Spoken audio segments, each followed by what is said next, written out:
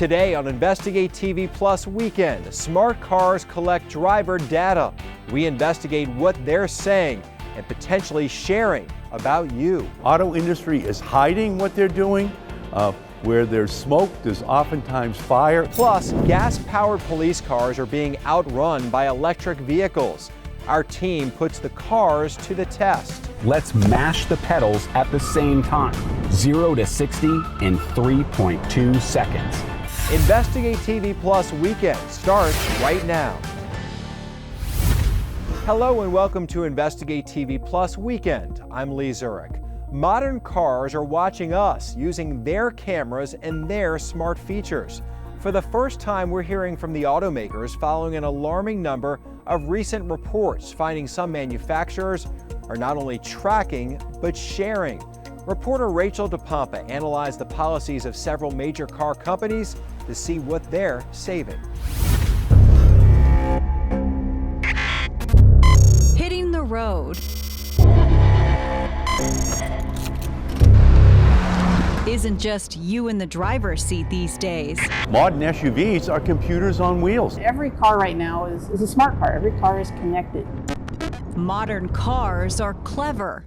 Every acceleration, turn, brake, tap of the screen. In a quarter mile, turn right onto Glenway Drive. Look in the camera, even conversation. Please take me to a park. An element of personal information now collected.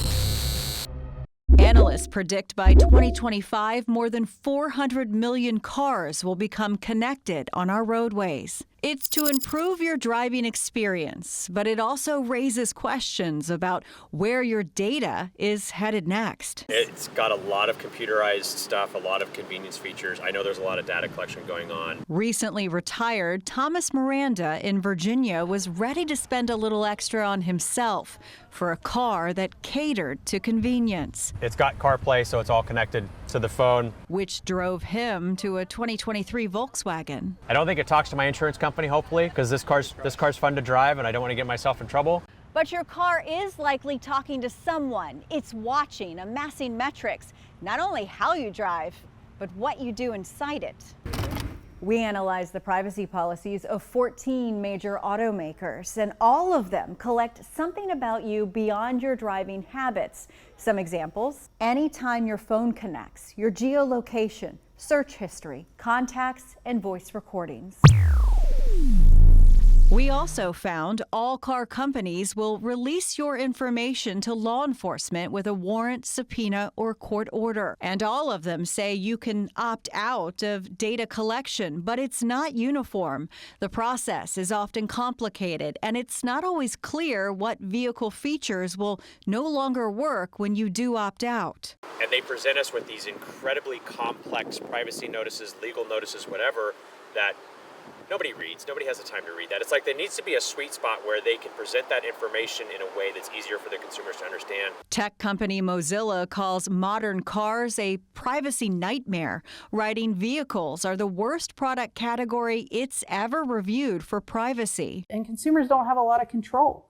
They can't turn off a lot of these features without negating the warranty, or they can't opt out a lot of things, or they might not even realize they've been opted into them.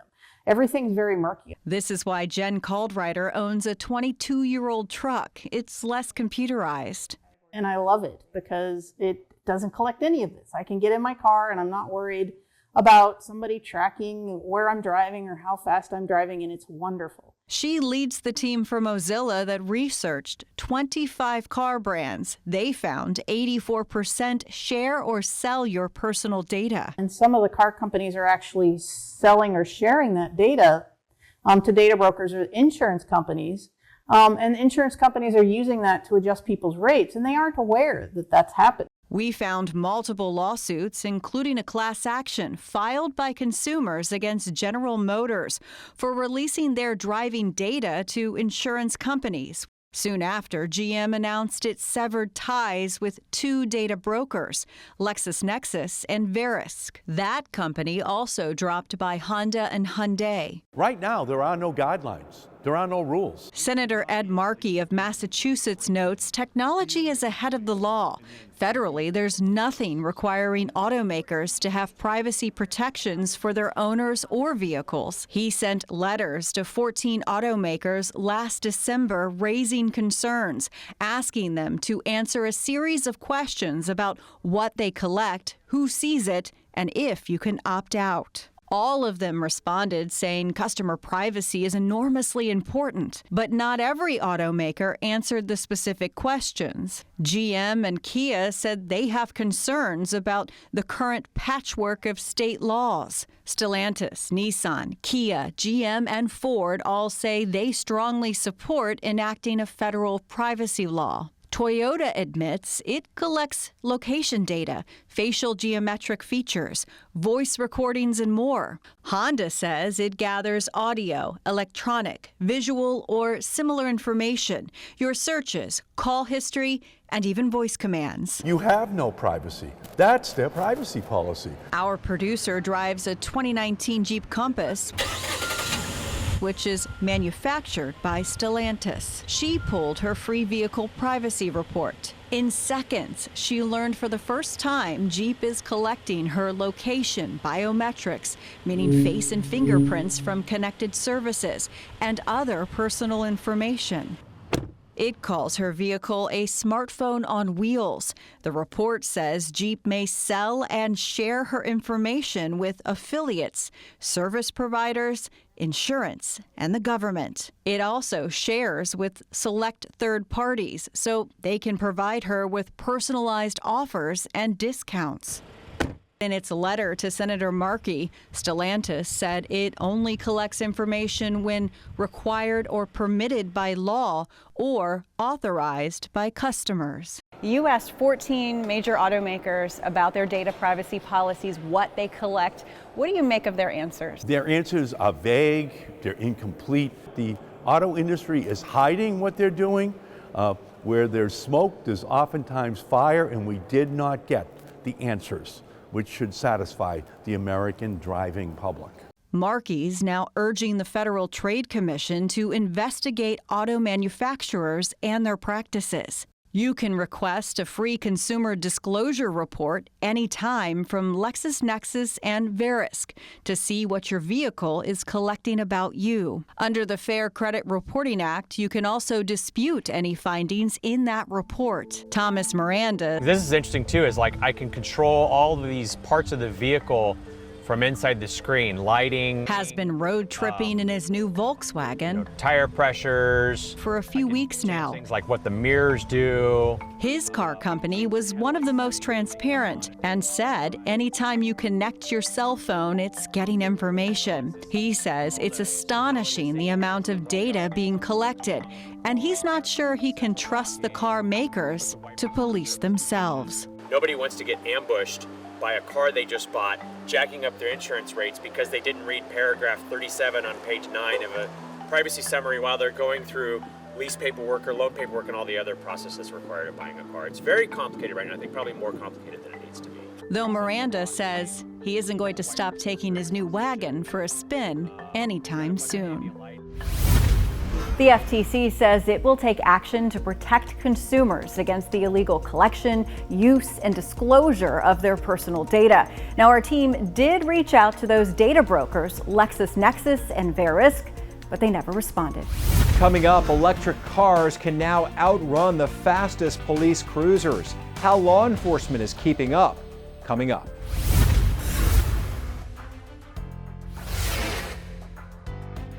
You can stream this story and others from Investigate TV anytime directly on your television.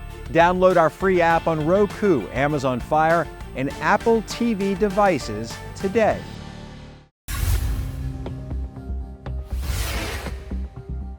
Police departments across the nation are going electric, but it's not all about saving money on fuel. Some officers are finding their gas-powered patrol cars are no match for much faster EVs when fleeing felons are behind the wheel. Reporter Brendan Keefe shows us why the race is on to electrify the police fleet across the U.S. Atlanta police chase suspected shooters near Georgia Tech. Gonna be going 70 plus. The suspect's driving an electric car. That's negative. Continuing over McDaniel. The Tesla quickly outruns the gas-powered police cars, disappearing into the 21st century. If not for the police helicopter and impact with another car, You just gain control, regain control. the suspects might have gotten away. When seconds count, the police are minutes away. This shortens that time, doesn't it? Indeed, substantially. Lieutenant Jessica Howard is putting the GT in GTPD. This vehicle would keep up with just about anything on the road. Anything, yeah. Driving the first electric patrol car for Georgia Tech Police. Have you ever mashed the throttle? I have. Tell me what it's like. I will say it goes from 0 to 60 in about 3 seconds, 3.5 seconds. It's very fast. It's extremely fast. Police departments across the nation are falling behind when chasing electric vehicles. The driver of a stolen Tesla out of Vegas. The instant power of the electric motors is no match for the fastest internal combustion engine patrol cars. This standard production car is twice as fast as the most popular police pursuit vehicle. It even has a higher top speed. Obeying all the laws for demonstration purposes, let's mash the pedals at the same time. 0 to 60 in 3.2 seconds. It's no contest, leaving most police pursuit vehicles in the dust. This car that can outrun a state trooper? Is it a Porsche? Maybe a Tesla? No, it's a Kia EV. The Georgia State Patrol is sticking with its gasoline-powered engines and slower patrol cars. Georgia State Patrol told us our agency did look into EV patrol cars for the fleet, but they did not meet the needs of the agency. Not Georgia Tech. Its police department is outfitting 3 electric patrol cars, turning the stock Mustang Mach-E GT into the police car of tomorrow. Under the hood, state-of-the-art electronics, fueling a car that is both mean and green. As people buy more electric vehicles, those vehicles are going to be more capable than the typical internal combustion engine police car. No, absolutely. We found more than 24 departments nationwide investing in electric pursuit vehicles, from Nebraska to Kentucky to New Hampshire and Missouri. For most departments, the cost savings alone are an easy sell. Help the environment while saving taxpayer money. But few mention the speed and performance boost of EVs. If you were in an agency that had to do highway pursuits, is this the vehicle you'd want? I believe this would be a great vehicle to have if you're engaged in highway pursuits. Again, just because of the speed, just because how quickly it can get to that speed, this vehicle would definitely be my go-to if I was doing highway pursuits. Saving gas when they hit the gas, saving seconds when seconds count. Some departments have experienced growing pains switching to EVs. One electric police car ran out of juice during a pursuit. Up next, 4 people killed in a hot air balloon crash, or news calls for more regulation and oversight of the industry. Details on the recommended changes after the break.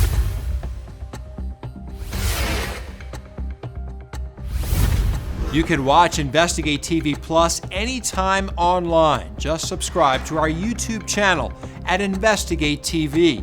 You can catch stories and full episodes.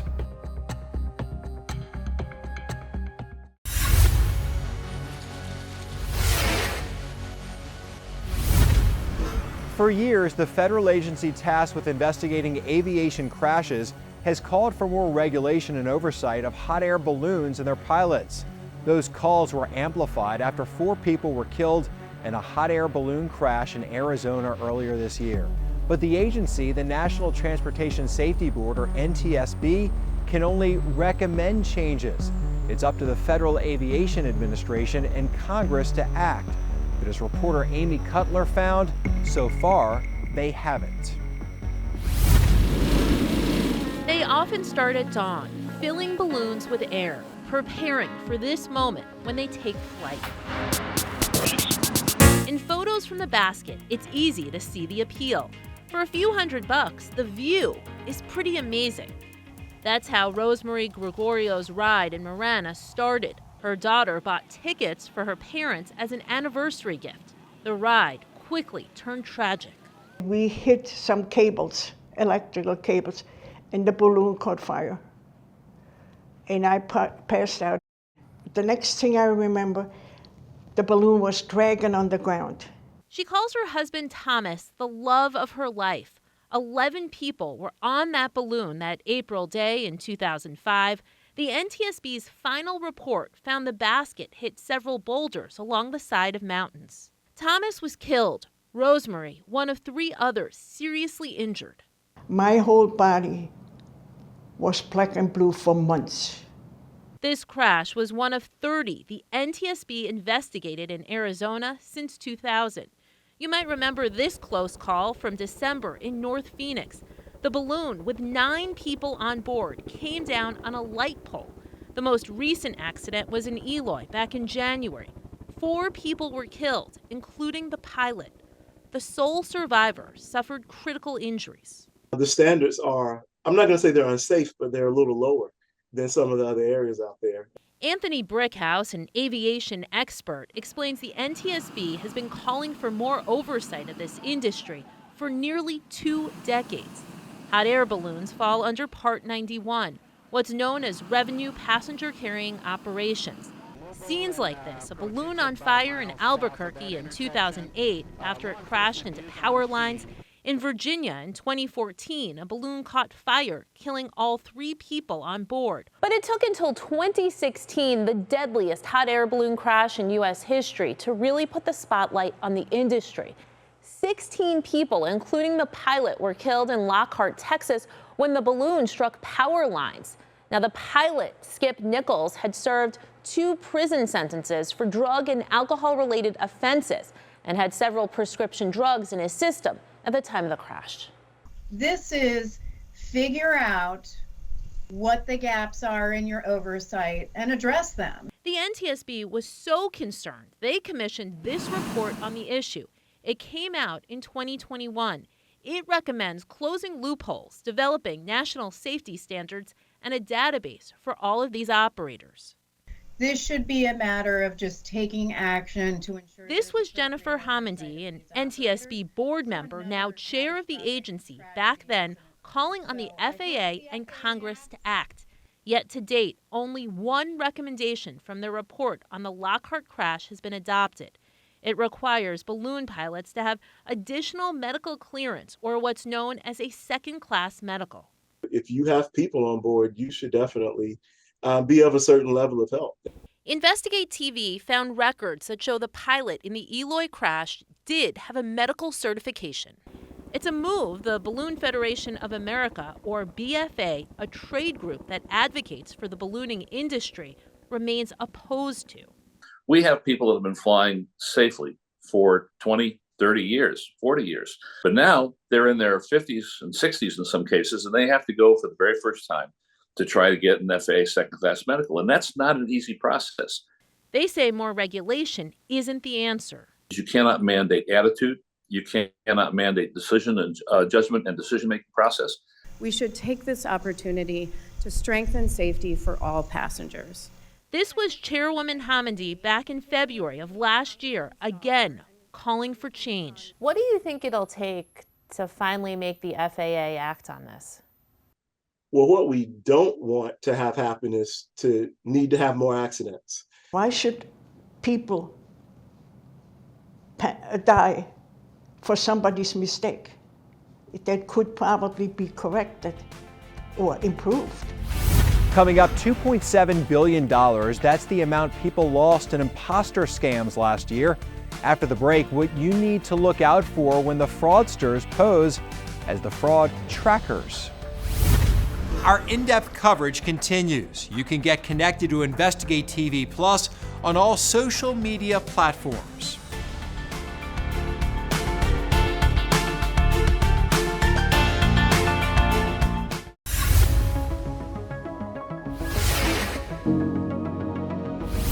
The Federal Trade Commission is warning of the risk of scammers pretending to be from government agencies and demanding money. Carice Jackman has an exclusive interview with FTC officials about the red flags and how you can spot a government imposter in this week's Watching Your Wallet. It often starts with a call, email, text, or social media message. A person claiming to be from a government agency, asking for money or your personal information. How frustrating is it for you to know that a scammer is impersonating your government organization? It's very frustrating. It's not at all flattering. Lois Greisman with the Division of Marketing Practices at the Federal Trade Commission says new data reveals that government impersonation scams are climbing and scammers are getting smarter, now asking people to send cash. And the crazy part is people often don't think that they're going to ask for cash. You hear about gift cards, you hear about other forms of payment, Bitcoin. But cash? Cash, yes, it's surprising, but there has been a 90% increase in cash payments paid out to government impersonation scammers from 2022 to 2023.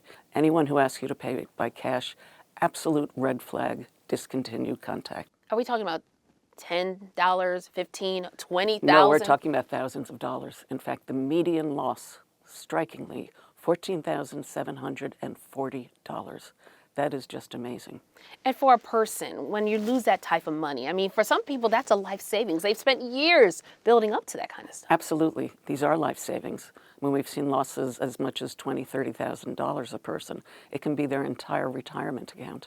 Greisman says scammers want cash because it's hard to track. Scammers want anonymity. And these payment methods leave very little paper trail, very hard for consumers to get their money back, and it makes it that much more challenging for law enforcement to follow the money. To put a stop to government impersonators, numerous federal agencies, including the FTC, FBI, IRS, and Social Security Administration, are spreading the word to raise awareness about this growing scheme. They want you to remember that government agencies will never call, text, or message you on social media to ask for money or personal information, and they will never demand payment. Only a scammer will do that. Greisman says if you are targeted by a government impersonation scam, report it to the FTC at reportfraud.ftc.gov. It is critical to report scams, whether you've lost money or not. This information goes into a big database that law enforcement nationwide, not just the FTC, but the FBI, Postal Inspection Service, state attorneys general, they all have access to that database. They can identify trends, they can identify targets. Reporting is critical. And that's it for us. Thanks for joining us here on Investigate TV Plus Weekend.